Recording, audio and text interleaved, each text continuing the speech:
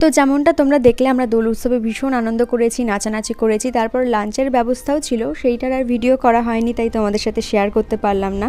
এই সমস্ত পর্ব মিটে যাওয়ার পরে আমাদের প্ল্যানিং ছিল প্রচুর আবির মাখামাখি করব। এই যে দুগালে টুকটুক করে রং মেখে ঠিক যেন পোষায় না, পুরোপুরি ভূত না হলে তো রং খেলা জমে না, তাই আমরা আরও একটা জায়গায় চলে গেলাম, সেখানে গিয়ে 3 জনে মিলে চুটিয়ে আবির মাখামাখি করেছি। আমি আর পর্ণা নানান রকম আবির নিয়ে গিয়েছিলাম, সেইটাই আমরা 3 জনে মাখামাখি করেছি।